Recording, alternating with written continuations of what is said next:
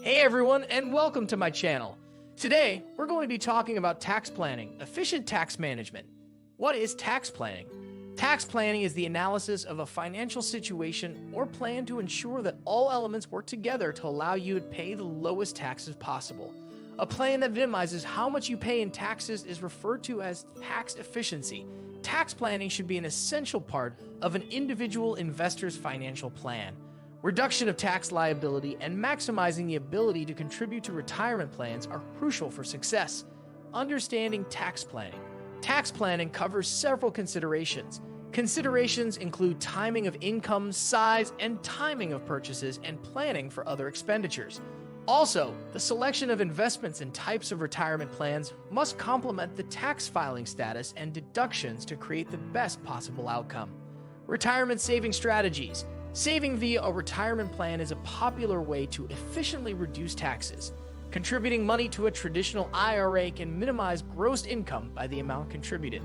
For 2023, if meeting all qualifications, a filer under age 50 can contribute a maximum of $6,000 to their IRA with an additional catch-up contribution of $1,000 if age 50 or older. That number rises to $6,500 in 2023, with the catch-up contribution holding steady at $1,000. For example, if a 52-year-old male with an annual income of $50,000 who made a $7,000 contribution to a traditional IRA has an adjusted gross income of $43,000, the $7,000 contribution would grow tax-deferred until retirement. There are several other retirement plans that an individual may use to help reduce tax liability. 400 and own it plans are popular with larger companies that have many employees.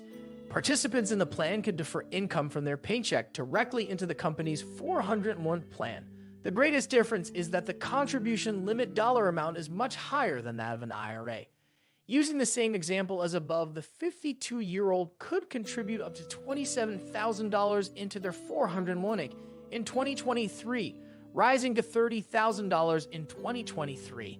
That's because in 2023, if a person is under age 50, the salary contribution can be up to $20,500, $22,500 for 2023, or up to $27,000, $30,000 for 2023, if age 50 or older due to the allowed additional $6,500 catch-up contribution.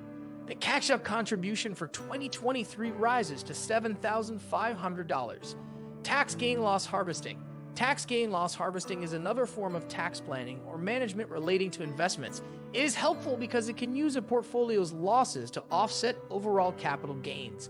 According to the IRS, short and long-term capital losses must first be used to offset capital gains of the same type. In other words, long-term losses offset long-term gains before offsetting short-term gains. Short-term capital gains or earnings from assets owned for less than 1 year are taxed at ordinary income rates.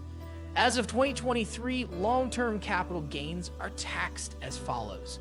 0% for single filers whose income is no more than $41,675, $83,350 in the case of a joint return or widower, $55,800 in the case of an individual who is head of household, or $41,675 in the case of a married individual filing a separate return.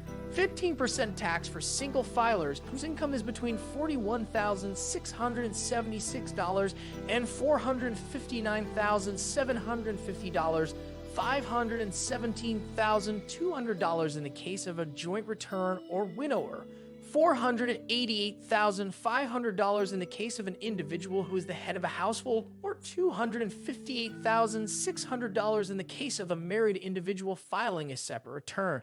20% tax for those whose income is higher than listed for the 15% tax. For example, if a single investor whose income was $100,000 had $10,000 in long-term capital gains, there would be a tax liability of $1,500.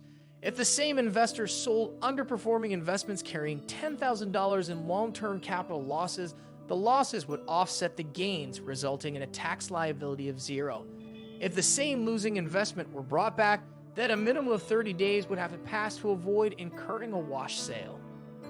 According to the Internal Revenue Service, if your capital losses exceed your capital gains, the amount of the excess loss that you can claim to lower your income is the lesser of $3,000, $1,500 if married filing separately, or your total net loss shown on line 21 of Schedule D, Form 1040 or 1040 SR.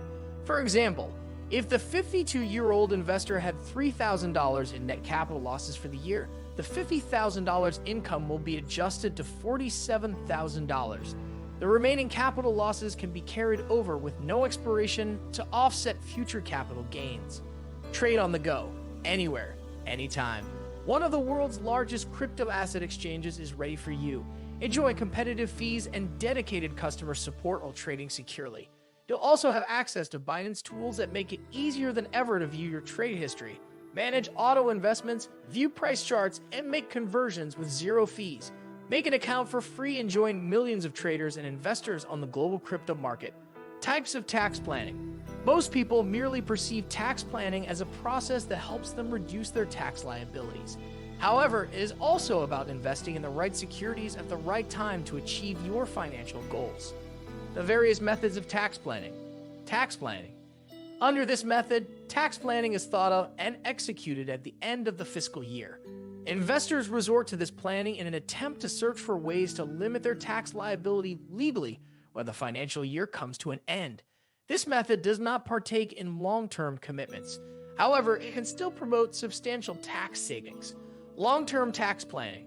This plan is chalked out at the beginning of the fiscal, and the taxpayer follows this plan throughout the year. Unlike short-range tax planning, you might not be offered immediate tax benefits, but it can prove useful in the long run. Permissive tax planning. This method involves planning under various provisions of the Indian taxation laws. Tax planning in India offers several provisions such as deductions, exemptions, contributions, and incentives. For instance, Section 80C of the Income Tax Act of 1961 offers several types of deductions on various tax-saving instruments. Purposive tax planning. Purposive tax planning involves using tax-saver instruments with a specific purpose in mind. This ensures that you obtain optimal benefits from your investments. This includes accurately selecting the appropriate investments, creating an apt agenda to replace assets if required, and diversification of business and income assets based on your residential status. Thanks for watching. I hope you enjoyed this video. If you did, please give it a thumbs up and subscribe to my channel for more videos.